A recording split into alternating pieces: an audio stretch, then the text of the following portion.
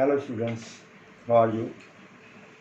Yesterday in my previous video we discussed about current electricity, in which the concept of current was given, EMF, electromotive force, terminal potential difference, the difference between the two. This was discussed. Now in continuation to that, we come to another important term, resistance of a conductor. Now, resistance of a conductor, it is a property by virtue of which a conductor opposes the flow of charge through it. Analytically, it is given as R is equal to V upon I. Here V is the potential difference across the ends of the conductor and I is the current flowing through the conductor.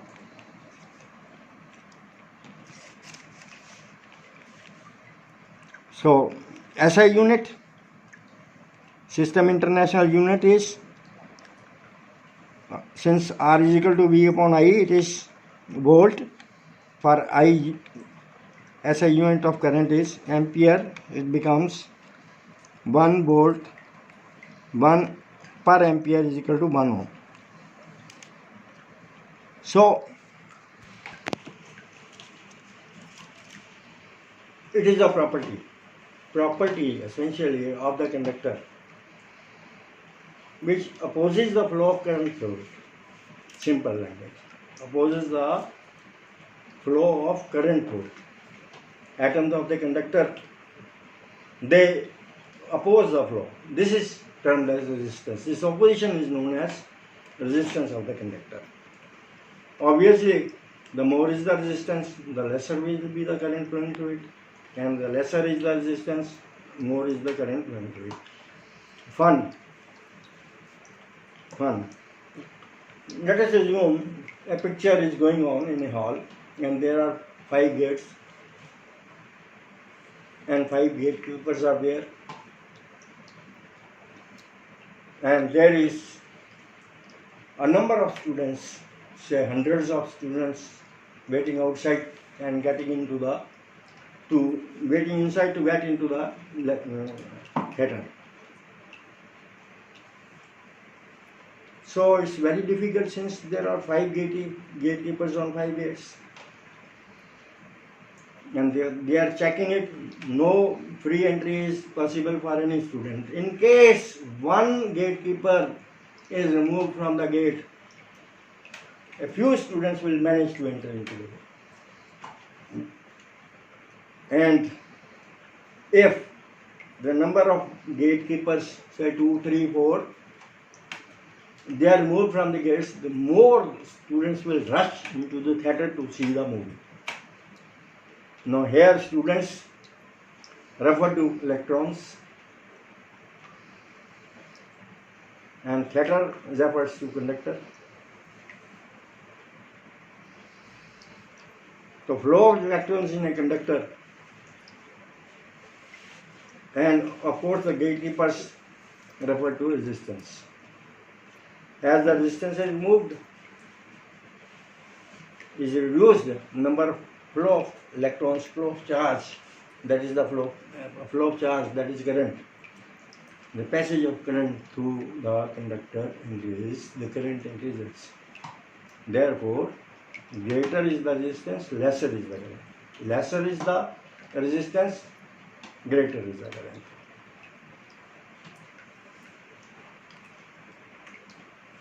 So this is the concept. Of course, potential difference we have kept maintained constant across the ends of the conductor. So now we'll discuss on which factors the resistance of a conductor depends. The resistance of a conductor depends on the following factors. Number 1, it depends on the length of the conductor. resistance of a conductor is directly proportional to its length. That is, if the length increases, the resistance increases accordingly in the same ratio,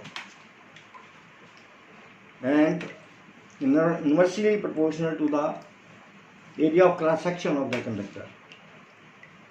Inversely proportions means if area of cross section is more, the resistance is less. If area of cross section is less, resistance is more. ठीक है, पतली तार का area of cross section कम होगा तो resistance उसकी ज़्यादा होगी. मोटी तार एरिया ऑफ क्रॉस सेक्शन ज़्यादा होगा, उसकी रेजिस्टेंस कम होगी. So of course it is at constant temperature. Temperature we have to keep constant because the resistance is dependent on temperature also. So for the time being I am taking it as constant. At constant temperature, resistance is directly proportional to length and it is inversely proportional to area of cross sections. I think every one of you have understood this simple concept. So on combining these two factors, resistance capital R is directly proportional to L upon A. Numerator L, denominator A, as shown here, and R is equal to rho L upon A, rho L upon A, where rho is a constant of proportionality and is called the specific resistance of the conductor or resistivity of the conductor. We can assign any name to it, and it is to be noted now here, resistivity, specific resistance is of the material of the conductor. It is of the material of the conductor. It depends on nature of the material of the conductor and its temperature, of course, and is independent of length and area of cross section of the conductor. Is very important to remember you for very short answer type question. It is generally asked. Specific resistance does not depend on the length of the conductor. Specific resistance of the material of the conductor is independent of area of cross section of the conductor. Of course, it depends on the temperature and the nature of the material of the conductor. It is different for the different materials of the conductor. So SI unit, obviously rho is equal to R A upon L, and unit for R we know ohm, unit for A SI unit meter square, and for L it is meter. So we get ohm meter. SI unit for specific resistance is ohm meter. Now we come to the definition. To find out the definition, what we do, general of a conductor, the general concept you should take in your mind that you should make the extra terms connected with it to one unit. Make it one. No extra which is connected with this row is L and A. I take L as 1 meter. Length of the conductor I take 1 meter.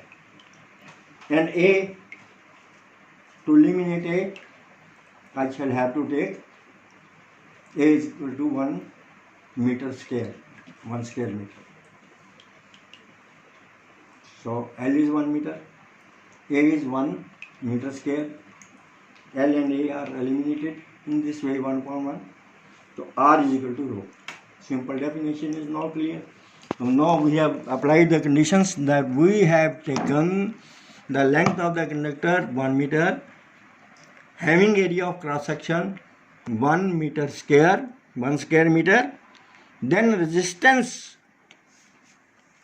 specific resistance will become resistance, can be said to be resistance. So specific resistance of the material of a conductor, definition is now coming. Specific resistance of the material of the conductor is equal to its resistance when the length of the conductor is 1 meter and its area of cross section is 1 meter square. Very simple. Make L1 1 meter, A 1 meter square, R is equal to rho.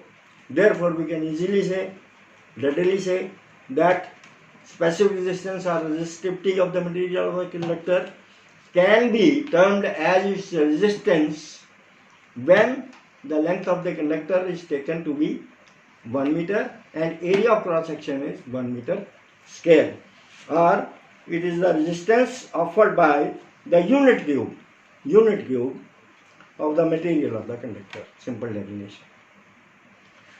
So next term is current density. It is represented by J. Of course, it is a vector quantity, therefore you have to put an arrowhead on it. J, arrowhead. So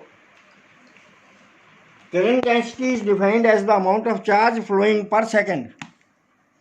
Amount of charge flowing per second per unit area, normal to the flow of charge. It is a vector quantity and has the direction as that of the direction of the motion of positive charge. No.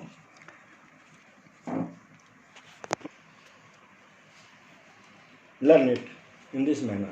Suppose the charge is flowing in this direction, and you have to keep your area of cross section of the conductor in the direction perpendicular to